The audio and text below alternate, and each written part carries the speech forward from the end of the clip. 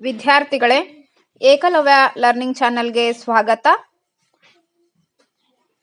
ಯಾರೆಲ್ಲ ನಮ್ಮ ವಿಡಿಯೋ ಮೊದಲ ಬಾರಿ ನೋಡ್ತಾ ಇದ್ದೀರೋ ಸಬ್ಸ್ಕ್ರೈಬ್ ಮಾಡ್ಕೊರಿ, ಲೈಕ್ ಮಾಡ್ರಿ, ಶೇರ್ ಮಾಡ್ರಿ.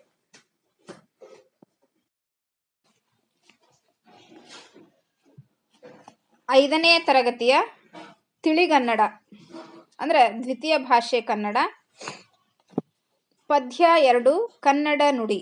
ಇದನ್ನ ಬರೆದಂತವರು A.K. ರಾಮೇಶ್ವರ್.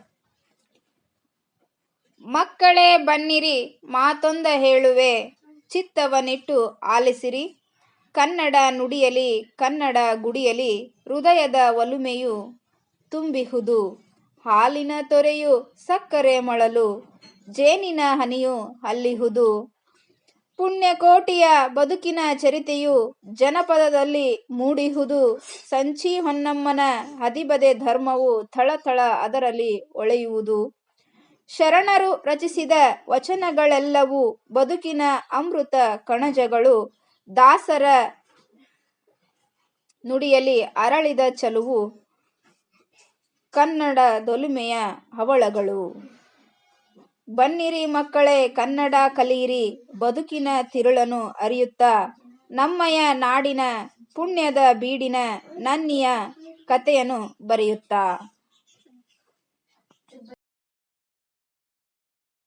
ಈ ಕನ್ನಡ ನುಡಿ ಪದ್ಯವನ್ನ ನಿಮ್ಮದೇ ಆದ ರಾಗದಲ್ಲಿ ಹಾಡಲಿಕ್ಕೆ ಪ್ರಯತ್ನ ಮಾಡ್ರಿ. ಆಗ ಕಂಠಪಾಠ ಮಾಡಲಿಕ್ಕೆ ನಿಮಗೆ ಸುಲಭ ಆಗತ್ತೆ.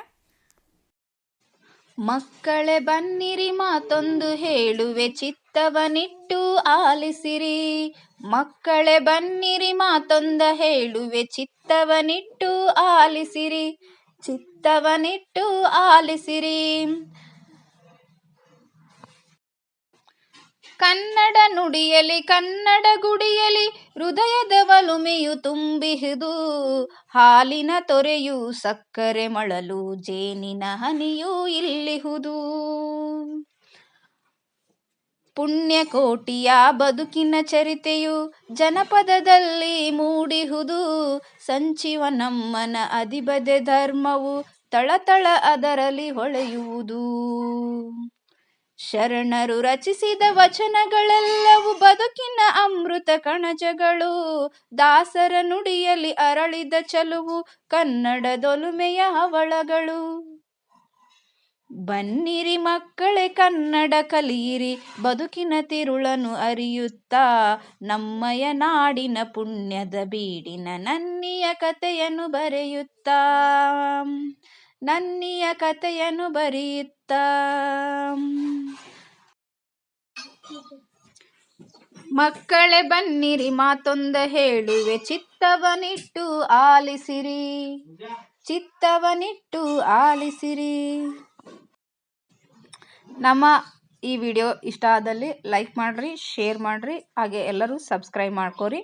ಧನ್ಯವಾದಗಳು.